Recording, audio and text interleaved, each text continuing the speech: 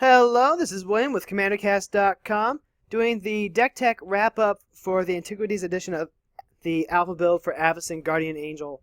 And, I'm looking over the cards now and I'm realizing just kind of how few cards we're really seeing from the new set that we're adding. Even though this was kind of just a massive overhaul to the deck, we definitely got a lot more creatures in. I guess it's just from the fact that we don't have a lot of draw power. We definitely got to see some cards, like we got to see the semi-healer do a lot of stuff in like the one game where it actually mattered for the semi-healer. So good for him. He's probably not making the cut when we go on to the next set though. And let's see, we've got Brassman. Brassman did something, but again, probably not a guy that's going to make top out. He might get in just from the virtue of being a super cheap creature, but well, I don't know. I'm half and half on the Brassman so far. We did get to see Ivory Tower for a game, but it's really highlighted by the fact that we don't have the draw power to make it work outside of Howling Mine. And even then, it's part in comboing with Island Sanctuary so that we're only getting one in exchange for not being able to be attacked. Which Island Sanctuary would have been really good against the Edric player at that point.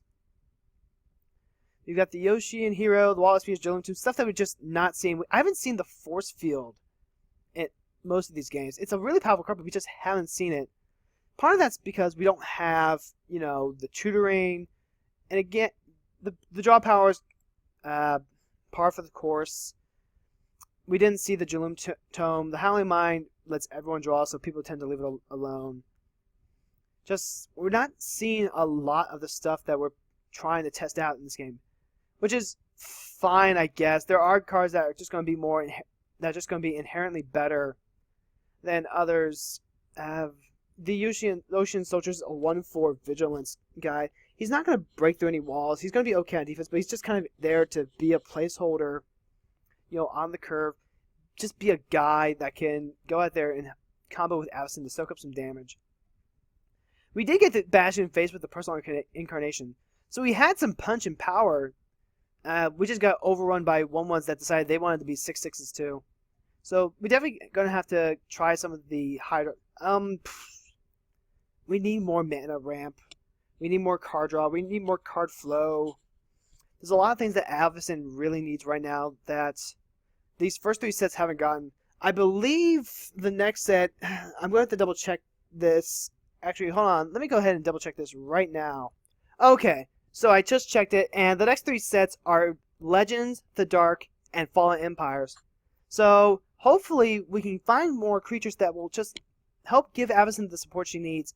I'm finding that we definitely need ramp to help get Avacyn out and get more creatures out. So playing Avacyn, making sure that she comes down with the 2 so that she can do something immediately and protect someone. So getting the 7 mana is actually really important, and it's not that different than the 8th mana to get to Avacyn Angel of Hope.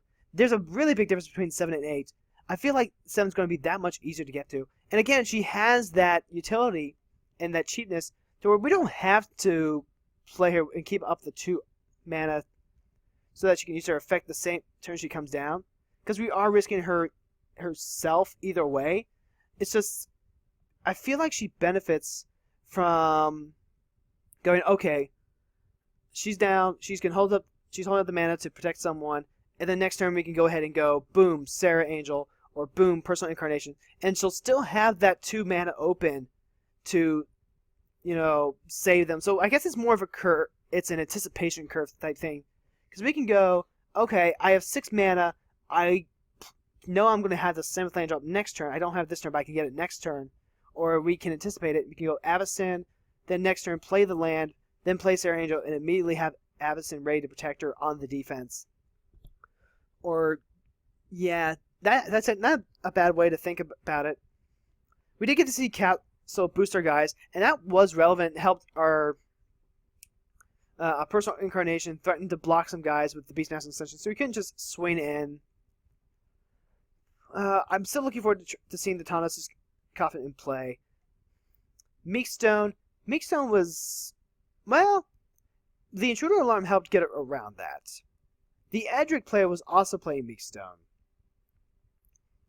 plus, it was one-sided with the fact that we had Sarah Angel and Avacyn Guardian Angel, which, incidentally, very funny that the Sarah Angel was mistaken for Avacyn. Like, they're both very shiny, they both have similar poses. So, if they misclick, that's just that little bit of extra edge that we can get in, Moto as opposed to paper. Definitely want to get more flyer, vigilant type stuff. There's not a whole lot else to say about this particular build. I still like glasses. Glasses has been kind of fun. It's gonna get cut at some point, I figure, but getting the information ahead of time, figuring out what your opponent may have or what they can do in response. Using it before you attack to see if they have the Aether Rise. That's not insignificant. Righteousness is probably getting the cut. Healing Salve I can still hold on to, because it can still prevent damage from out of nowhere. The Righteousness just hasn't been impressing me, because people aren't swinging into Avacyn. Avacyn can prevent the damage, so that means that they don't get a favorable trade when they swing into there. So that's really all we have for this week. I'll be looking forward to Legends. I'm not quite sure what we can get there. Let's see. I think was Force of Will.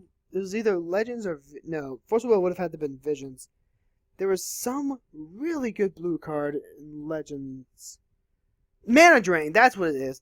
So that's not going to be relevant here because we're in the mono white track. But we have an idea of what we can cut. So I guess that's more important than figuring out the strength of just the more powerful obviously powerful cards that went in here. So, until next time, guys, this is William with CommanderCast, and as always, let's get it!